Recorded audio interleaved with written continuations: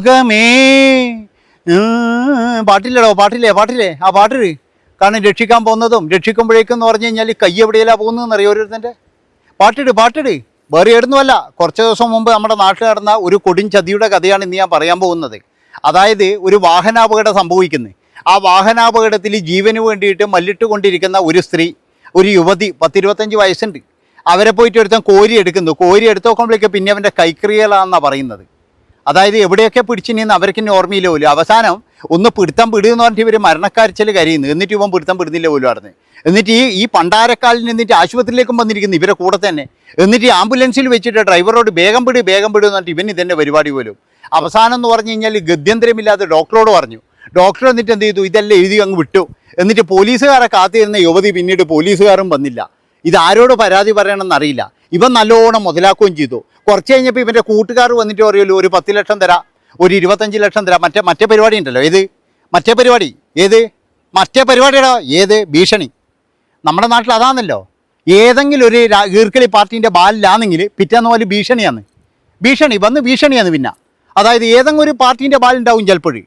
ഇന്ന പാർട്ടി എന്നൊന്നും ഞാൻ പറയുന്നില്ലേ, ഏതെങ്കിലും ഒരു ബാല് നിൻ്റെ വീട്ടുകാർ ഇതാക്കും, നിൻ്റെ പിന്നെ ഭർത്താവിനെ ഇതാക്കും, നിൻ്റെ അച്ഛനെ ഇതാക്കും, നിൻ്റെ വീട്ടിൽ കൊണ്ടുപോയിട്ട് മറ്റേ ചെയ്യും, ഒളിസേവാ നീ ചെയ്യുന്നല്ല പറയുക. അതായത് ഭീഷണിയാണ്.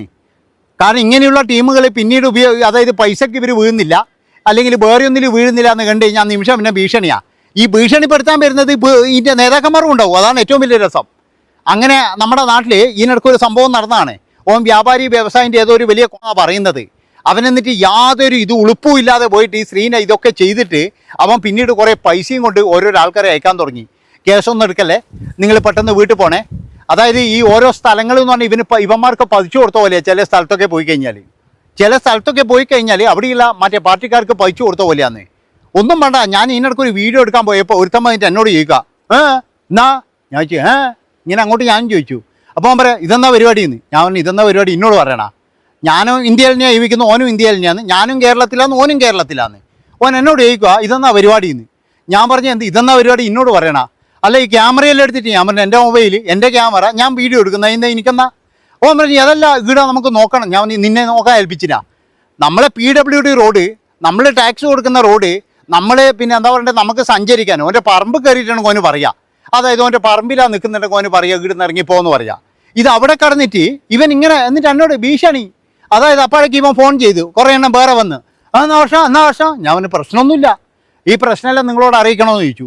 അങ്ങനെ കുറേ കഴിഞ്ഞപ്പോഴെന്ന് പറഞ്ഞാൽ അതിൽ ഒരു ബുദ്ധിയിലാൾ വന്നിട്ടാ. എൻ്റെ മോനെ സത്യം പറയാലോ, ഈ 7 എണ്ണത്തിൽ എന്ന് പറഞ്ഞാൽ ഒരു ബുദ്ധിയിലാൾ വന്നു. അയാൾ വന്നിട്ട് ചോദിച്ചു എന്നാ ഏട്ടാ പ്രശ്നം ചോദിച്ചു. ഞാൻ പറഞ്ഞു വീഡിയോ എടുക്കുമ്പോൾ ഒരുത്തം വന്നിട്ട് ഇതെന്നാന്ന് അതെന്നാന്ന് ചോദിക്കുന്നത്. അത് അവർക്ക് അറിയാതുകൊണ്ടാന്ന് കേട്ടോ, നിങ്ങൾ യൂട്യൂബറാണെന്ന് അവർക്ക് അറിയാതുകൊണ്ടാന്ന്. നിങ്ങളെ പണിയെടുത്ത് പോയിക്കോ എന്ന് പറയുകയും ചെയ്തു. അയാളങ്ങ് പോയി. യുവമാരോട് ഒരു പോടയെന്ന് പറഞ്ഞിട്ട് അവന്മാരെയും വിട്ട്. അപ്പോൾ ഒരു ബുദ്ധിയിലാൾ വന്നോണ്ടല്ലേ. ഇല്ലെങ്കിൽ യുവമാരൊക്കെ എന്ന് പറഞ്ഞാൽ അവിടെ കിടന്നിട്ട് ഇങ്ങനെ എന്നാ പരിപാടി എന്താണ് ഇവൻ ആരുടെ ഇതെന്ന് ഞാൻ ഇങ്ങനെ ആലോചിച്ചു. ഞാൻ ഇനി അവൻ്റെ പറമ്പത്തെങ്ങാറ്റാ പോയി കുത്തിയിരിക്കുന്നത്. അതേപോലെയാണ് എല്ലാത്തിനും എന്ന് പറഞ്ഞു കഴിഞ്ഞാൽ നമ്മുടെ നാട്ടിലെ ഭീഷണിയാണ്. ഈ ഭീഷണി ഭയന്നിട്ടാണ് പല ആൾക്കാരും ഇവിടെ മിണ്ടാത്തത്. നമ്മൾക്കൊക്കെ എന്ന് പറഞ്ഞു കഴിഞ്ഞാൽ എല്ലാ കാര്യത്തിലും ഭയങ്കര സ്വാതന്ത്ര്യമുണ്ട്, ഭയങ്കര ഇതാണെന്നൊക്കെ നമ്മൾ നടിക്കുന്നില്ലേ. പ്രബുദ്ധരായ മലയാളികളല്ലേ നമ്മൾ. നിങ്ങൾ ഈ വീഡിയോ കാണുന്ന നിങ്ങൾ തന്നെ നിങ്ങളുടെ മനസാക്ഷിയോട് ചോദിച്ചു നോക്ക്. നിങ്ങൾക്ക് ഭയന്നിട്ടല്ലേ നിങ്ങൾ മിണ്ടാത്തത്? ആ വീഡിയോ കാണുന്ന ആ ചേച്ചി നിങ്ങൾക്ക് ഭയമില്ലേ? ആ സഹോദരന് ഭയമില്ലേ? ആ വീഡിയോ കാണുന്ന നിങ്ങൾക്ക് ഭയമില്ലേ? അതാണ് ഓരോ ആൾക്കാർക്കും ഭയമുണ്ട്. എല്ലാവരും ഭയന്നിട്ട് തന്നെയാണ്. എന്തിനാ വെറുതെ ഒരു ഏടാ കൊടുത്ത് പോയി ചാടുന്നത്, എന്തിനാണ് വെറുതെയെങ്കിലും. ഇത് ഞാൻ പറയാവുന്ന കാരണം എന്നറിയാം. അതായത് ഇങ്ങനെ അപകടങ്ങൾ സംഭവിക്കുമ്പോൾ പല സ്ഥലങ്ങളിലെന്ന് പറഞ്ഞാൽ ഇമാതിരി തൊട്ടിത്തരം ചെയ്യുന്ന ഒരുപാടെണ്ണം ഉണ്ട്. കുറേ നാൾ മുമ്പ് നിങ്ങൾക്ക് ഓർമ്മയുണ്ടോ എന്നറിയില്ല, ഒരുത്തം പോയിട്ട് എന്ന് പറഞ്ഞാൽ പെണ്ണുങ്ങൾ മറ്റേ ബോട്ട് കയറാൻ വേണ്ടിയിട്ട് ഇങ്ങനെ കുനിഞ്ഞു നിൽക്കുന്നവൻ, എന്നിട്ട് ഇവിടെ ചവിട്ടിയിട്ട് കയറും. ഓൻ ഇങ്ങനെയാണ് നോക്കുമ്പോൾ അവസാനം എന്ന് പറഞ്ഞാൽ ഓനെ നന്മയുള്ള ലോകമേ എന്നെല്ലാം പറയുന്നു. അതുപോലെ ഗൾഫിൽ നിന്ന് ആരോ വിളിച്ചിട്ട് ഓനൊരു താറ് ജീപ്പ് കൊടുക്കുന്നു. കുറേ ആൾക്കാർ ഓന് കുറേ പണം കൊണ്ട് കൊടുക്കുന്നു. ഓൻ തന്നെ അതിശയപ്പെട്ടു, ഈശ്വര ഞാനൊരു കോഴി എന്നിട്ട് എനിക്ക് ഇത്തിരി സാധനങ്ങൾ തരുന്നാന്ന്. ഓൻ അതിശയപ്പെട്ടു. ശരിക്ക് ഓൻ ഇത് ഈ നന്മ കാണാനൊന്നുമല്ല.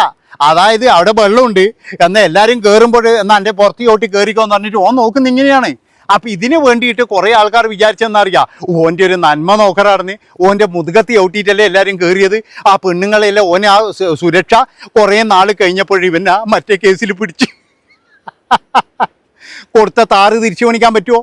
അതുപോലെ തന്നെ ഇവന് കുറേ ആൾക്കാർ സാമ്പത്തിക സഹായം ചെയ്തു, അത് തിരിച്ചു പണിക്കാൻ പറ്റുമോ? അതുപോലെ തന്നെ ഇവന് വീട് വരെ ഓഫർ ചെയ്ത ആൾക്കാരുണ്ട്. ഇവൻ തന്നെ അതിശയപ്പെട്ടു പോയി, വലിയൊരു കോഴിയായ എന്നെ എങ്ങനെയാണ് ഇവരൊക്കെ ഇത്ര ഇങ്ങനെ ആദരിക്കുന്നതെന്ന്. പിന്നെയാണ് ഇവനെ അതിൻ്റെ ഗുട്ടൻസ് വിട്ടിട്ട് എന്താ പറയുക, നന്മയുള്ള ലോകം എന്നില്ല പാട്ട്. അതായത് വെള്ളം കയറിയ സമയത്തെ ഞാൻ പറഞ്ഞു, നിങ്ങൾക്കെല്ലാം ഓർമ്മയുണ്ടാവും. വെള്ളം കയറിയ സമയത്ത് തോണിയിൽ കയറാൻ വേണ്ടിയിട്ട് ഒരുത്തൻ ഇങ്ങനെ മുട്ടുകുത്തി നിൽക്കുന്നു, കുറേ പെണ്ണുങ്ങൾ ഇവിടെ ചവിട്ടിയിട്ട് അങ്ങ് കയറുന്നു, ഓൻ ഇങ്ങനെ നോക്കുന്നു. അവസാനം ഇതാരോ എടുത്ത് മൊബൈലിലിടുന്നു. കുറേ നാൾ കഴിഞ്ഞപ്പോൾ ഖത്തറിൽ ഏതോ ഒരു വ്യവസായി ഓനൊരു താറ് കൊടുത്തു, കുറേ ആൾക്കാർ ചേർന്ന് ലക്ഷക്കണക്കിന് രൂപ കൊടുത്തു, കുറേ ആൾക്കാർ ചേർന്ന് വീട് കൊടുത്തു. അവസാനം ഓന ഈ മറ്റേ പി കേസിൽ പിടിക്കുകയും ചെയ്തു. അപ്പോഴാണ് എല്ലാവരും മനസ്സിലായി ഇവനൊരു വലിയ കോഴിയായിരുന്നു നോക്കുമ്പോൾ. അതേപോലെ നമ്മുടെ നാട്ടിൽ എന്ന് പറഞ്ഞാൽ പലരും എന്ന് പറഞ്ഞു കഴിഞ്ഞാൽ ഭയന്നിട്ടാണ് മിണ്ടാത്തത്. ഇങ്ങനെയുള്ള സംഭവങ്ങളൊക്കെ പല സ്ഥലങ്ങളിലും നടക്കുന്നുണ്ട്.